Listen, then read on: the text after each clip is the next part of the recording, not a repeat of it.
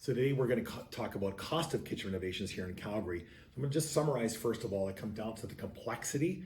Do we stay within the current footprint? Are there walls coming down? Obviously that impacts flooring. It impacts a lot of things the moment you remove walls.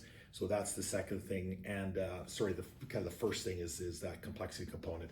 Second thing would be the accessories you add. So there's so many different accessories for kitchens now. I'll point a few out here in a moment, and then thirdly is the quality of the product. So just no matter what you put in, from the countertops to your backsplash tile to your kitchen, is it an off the box or is it custom?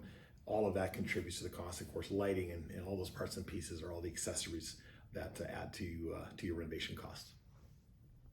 All right, the first point I mentioned was the complexity. So obviously it comes down to, are you staying within your current footprint or are you adding to the footprint? So are you bumping out or are you taking walls down for an open concept? All of that adds to the complexity and of course the cost.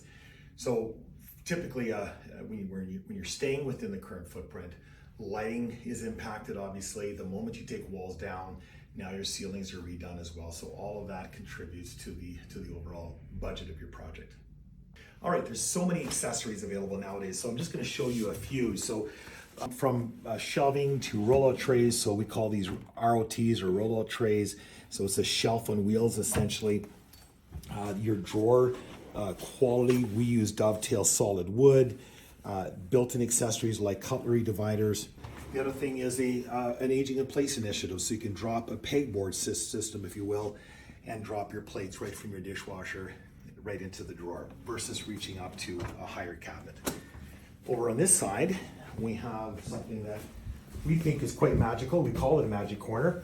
Essentially, it pulls that whole basket out. So this entire space that would otherwise be inaccessible now is easily accessible. These are rated for significant weight as well.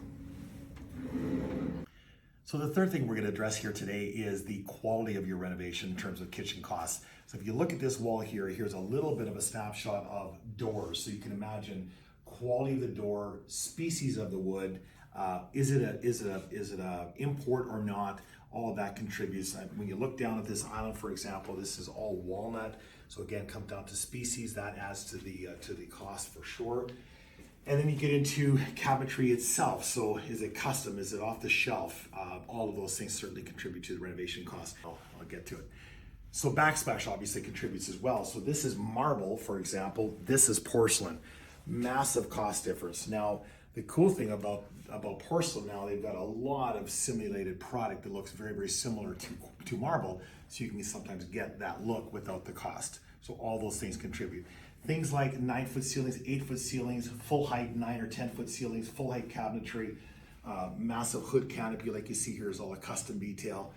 All those things contribute to the cost in terms of the quality of the product you put into it. The other thing is accessories handles, hardware. I mean, you can spend $2, $3, $4, $5 at Home Depot all the way up to hundreds of dollars per hardware at some of the custom manufacturers.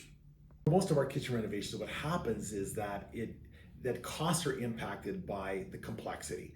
So typically it's not just a kitchen, it's plumbing, it's electrical, it's lighting, it's ceiling, the popcorn is being taken down to a flat painted or knocked down. It's all those things, and then the flooring and the baseboard and millwork, windows, that all adds to the cost. So yes, can you get a kitchen renovation for under $50,000, $60,000? Likely not.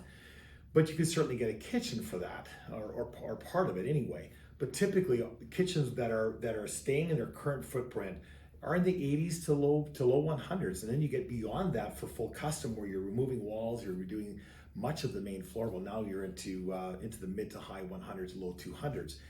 Again, the kitchen itself is not where the cost comes in as much as the impacted rooms that are affected by taking walls down and so forth. So hopefully that helps in terms of costs.